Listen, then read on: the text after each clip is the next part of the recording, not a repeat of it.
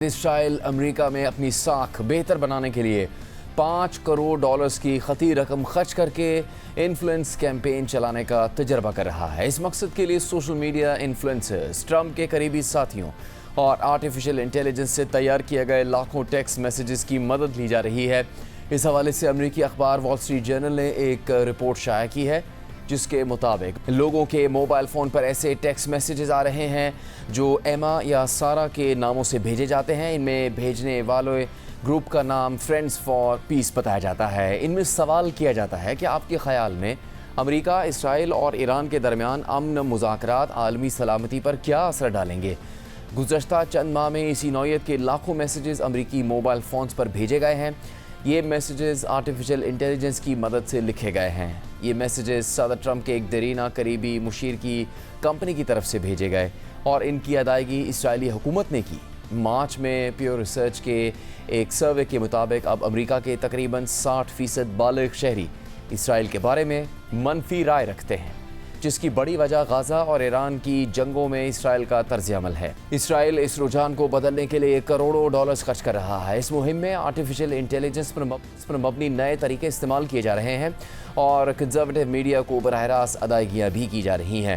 گزشتہ ہفتے امریکی نائب صدر جے ڈی وینس نے اسرائیل کی اس مہم پر تنقید کرتے ہوئے الزام لگایا کہ یہ مہم امریکہ کی ایران کے ساتھ جنگ ختم کرنے کی کوششوں کو کمزور کرنے کی ایک مہم ہے۔ انہوں نے ایک پوڈ کاسٹ میں کہا کہ کچھ اسرائیلی حکام امریکی عوام کی رائے کو متاثر کرنے اور تبدیل کرنے کی کوشش کر رہے ہیں تاکہ جنگ غیر معینہ مدت تک جاری رہے۔ آرٹیفیشل انٹیلیجنس سے تیار کیے گئے ٹیکسٹ میسیجز اس معاہدے کا صرف ایک حصہ ہے جو اسرائیلی حکومت نے حال ہی میں صدر ٹرمپ کے دیرینہ اتحادی بریڈ پاسکیل کی کمپنی کے ساتھ $4 کروڑ 50 لاکھ سے زیادہ مالیت میں طے کیا ہے۔ اسرائیلی وزیر خارجہ نے گزشتہ سال کے آخر میں کہا تھا کہ اسرائیل نے 2026 کے لیے $70 کروڑ سے زیادہ کا بجٹ مختص کیا ہے تاکہ دنیا بھر میں لوگوں کی سوچ پر اثر ڈالا جائے، اسرائیل کی ساکھ بہتر بنائی جا سکے۔ وال اسٹریٹ جرنل کے مطابق اسرائیلی وزارت خارجہ نے انٹرویو کی درخواستوں کا کوئی جواب نہیں دیا۔ اسرائیل کے حامیوں کا کہنا ہے کہ یہ مہم اس لیے ضروری ہے تاکہ ایران اور فلسطین نواز تحریکوں کی مہمات کا مقابلہ کیا جا سکے۔ بریڈ پاسکیل نے ایک حالیہ انٹرویو میں کہا کہ اسرائیل کے وجود کے لیے سب سے بڑا خطرہ غلط معلومات ہے، چاہے وہ کسی بھی طرف سے آئیں۔ انہوں نے اس بات کی تردید کی کہ ان کی مہم کا مقصد امریکہ اور ایران کے درمیان مذاکرات کو نقصان پہنچانا تھا۔ Quincey institute for responsible state craft میں غیر ملکی لابنگ پر تحقیق کرنے والے نک کلیولینڈ سٹاؤٹ نے کہا ہے کہ گزشتہ ایک سال کے دوران اسرائیل نے امریکہ میں اس مقصد کے لیے کم از کم 6 کمپنیوں کی خدمات حاصل کی ہیں۔ تقریباً 3 درجن نئے افراد جن میں زیادہ تر مارکیٹنگ کے شعبے سے تعلق رکھتے ہیں اسرائیل کے لیے غیر ملکی ایجنٹ کے طور پر رجسٹر ہوئے ہیں۔ اس سال اسرائیل امریکہ میں ایسی سرگرمیوں پر کسی بھی دوسرے ملک سے زیادہ خرچ کرنے کی راہ پر ہے۔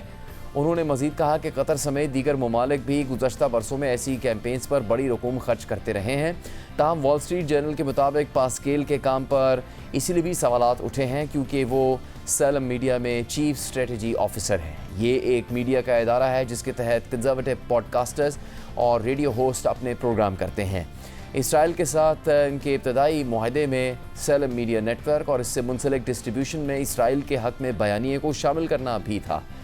صدر ٹرمپ کے سابق چیف اسٹریٹجسٹ اور معروف پوڈ کاسٹر سٹیو بینن نے کہا ہے کہ کنزرویٹو حلقوں کے دوسرے بڑے ٹاک نیٹ ورک کو ایک رجسٹرڈ غیر ملکی ایجنٹ کیسے چلا سکتا ہے۔ سیلم میڈیا اور پاسکیل کا کہنا ہے کہ وہ اپنے میزبانوں کو اسرائیل کے بارے میں کوئی مخصوص بات کہنے کے لیے ادائیگی نہیں کرتے۔ ان کے مطابق یہ رقم نیٹ ورک پر $5 لاکھ سے زیادہ مالیت کے اشتہارات پر خرچ کی گئی۔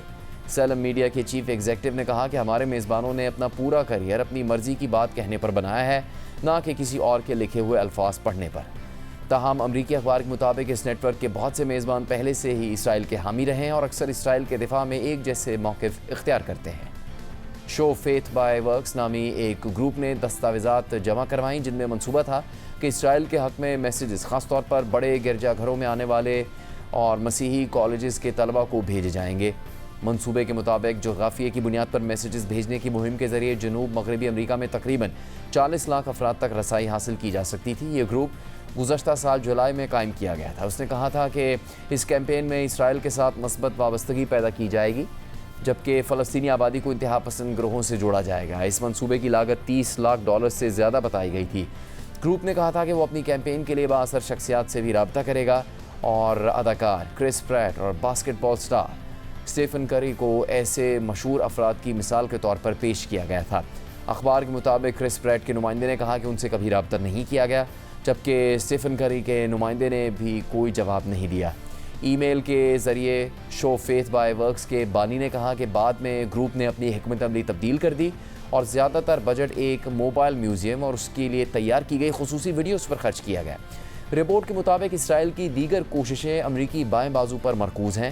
غزہ کی جنگ کے باعث ڈیموکریٹک پارٹی میں پرائمریز کے دوران اس بات پر شدید اختلافات پیدا ہو گئے کہ آیا اسرائیل کی حمایت اب بھی پارٹی میں جگہ رکھتی ہے یا نہیں۔ یوآف ڈیوس مشہور Instagram account Jews of N Y کے بانی ہے، جس کے 1,93,000 فالوورز ہیں۔ وہ ایک مارکیٹنگ کمپنی چلاتے ہیں جس نے اسرائیل کے ساتھ معاہدہ کیا ہوا ہے۔ اس کام میں انفلوئنسرز کی انتظامیہ کے ساتھ ہونے والی کالز میں شرکت اور معاہدے کیے گئے ٹیلنٹس کا انتظام کرنا بھی شامل تھا۔ وہ اپنے انسٹاگرام اکاؤنٹ پر اسرائیل اور جنگ سے متعلق مباحثے میں اکثر حصہ لیتے ہیں۔ تاہم وال اسٹریٹ جرنل کے مطابق وہ یہ ظاہر نہیں کرتے کہ اسرائیل نے ان کی پوسٹ یا سفر کے اخراجات ادا کیے تھے یا نہیں، اور انہوں نے تبصرے کی درخواستوں کا بھی جواب نہیں دیا۔ اسرائیلی وزیر اعظم بنیامین نیتنیاہو نے کنزرویٹو انفلوئنسرز سے تعلقات مضبوط بنانے پر خاص توجہ دی ہے۔ انہوں نے امریکہ کے اپنے حالیہ 2 دوروں کے دوران ان سے ملاقاتیں بھی کی۔ انہوں نے مئی میں پروگرام 60 منٹس میں کہا کہ امریکیوں کی اسرائیل کے لیے حمایت میں جو کمی آئی ہے اس کا تقریباً 100% تعلق سوشل میڈیا کے غیر معمولی تیزی سے بڑھنے والے رجحانات سے ہے۔ دستاویزات سے معلوم ہوتا ہے کہ اسرائیل اور اس کے لیے رجسٹرڈ ایجنٹس نے اپنے کام کے سلسلے میں دیگر سوشل میڈیا کی کمپنیوں کو بھی ادائیگی کی، تاہم ان میں یہ نہیں بتایا گیا کہ پوسٹ کے بدلے ادائیگی کی گئی ہے یا نہیں۔ ایونجیلیکل مسیحی تعلقات پر کانٹینٹ بنانے والے انفلوئنسرز اسٹیفانی اور کیلب روز Instagram per 10 things to pray for your marriage جیسے موضوعات پر ویڈیوز اور پوسٹ کرتے ہیں۔ ان کی کمپنی کو گزشتہ سال اسرائیل کے ایک کانٹریکٹر کی طرف سے اسٹریٹجک مارکیٹنگ اور تشہیر کے لیے $4,500 ادا کیے گئے تھے۔ وال اسٹریٹ جرنل کے مطابق راؤس نے اس پر تبصرے کی درخواستوں کا کوئی جواب نہیں دیا۔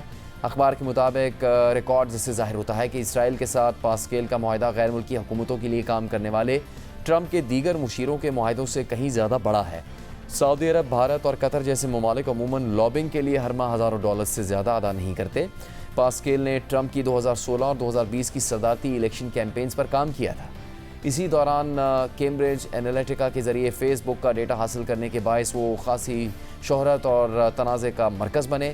اگرچہ اب ان کا صدر ٹرمپ سے باقاعدہ رابطہ نہیں رہتا، لیکن ٹرمپ خاندان سے ان کے تعلقات اب بھی موجود ہیں۔ وہ 2024 کے آخر میں اسرائیل گئے، جہاں انہوں نے اسرائیلی حکام کو اپنی خدمات پیش کرتے ہوئے کہا کہ ان کی قائم کردہ کمپنیاں اور وہ کمپنیاں جن میں انہوں نے سرمایہ لگایا ہے، فاکس نیوز کے بعد غلط معلومات اور اینٹی سیمیٹزم کا مقابلہ کرنے کے لیے شاید سب سے بڑا ذریعہ ہیں۔ وہ باقاعدگی سے اسرائیل واپس جا کر اسرائیلی حکام کو پیش رفت سے آگاہ بھی کرتے رہے ہیں۔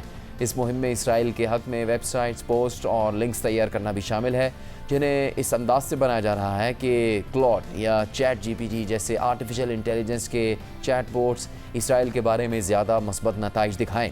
کبھی کبھار ان چیٹ بوٹس نے حوالوں کے طور پر ایسی ویب سائٹس کے لنکس بھی شیئر کیے جو امریکہ اور اسرائیل کے اتحاد کے بارے میں معلومات فراہم کرتی ہیں، اور جن میں سے ایک کو پاسکیل کی ٹیم نے تیار کیا۔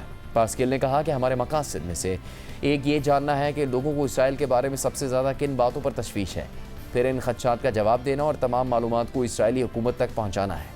پاسکیل انفلوئنسبل نامی ایک کمپنی میں بھی سرمایہ کار ہیں جو سوشل میڈیا انفلوئنسرز کو پوسٹ کے بدلے ادائیگی کرتی ہے۔ تاہم انہوں نے کہا کہ اسرائیل کے لیے انہوں نے کسی انفلوئنسر کی خدمات حاصل نہیں کی۔ اسرائیل کی اس کیمپین کی جانب سے رابطہ کیے جانے والے بعض افراد کو خود بھی محسوس ہوا کہ شاید وہ ایک منظم انفلوئنس کیمپین کا حصہ بن گئے ہیں۔ فنکارہ بیتھ سوڈوٹ کو جون میں فرینڈز فار پیس کی طرف سے ایک ٹیکسٹ پیغام ملا جس میں اسرائیل کے بارے میں ان کی رائے پوچھی گئی۔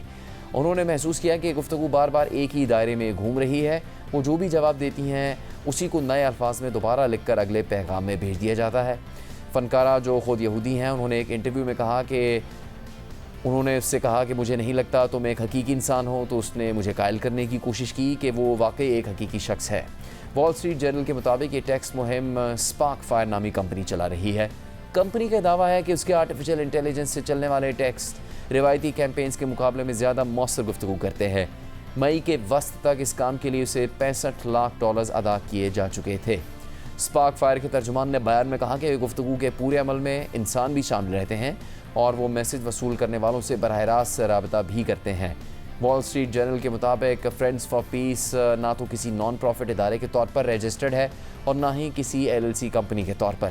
جب پاسکیل سے پوچھا گیا کیا فرینڈز فار پیس واقعی کوئی حقیقی تنظیم ہے تو انہوں نے جواب دیا کہ آپ کے نزدیک حقیقی تنظیم کی تعریف کیا ہے؟ ان تمام کوششوں نے یہ واضح کر دیا کہ اسرائیل کو عوامی رائے بدلنے کے لیے کتنی دشواری کا سامنا ہے۔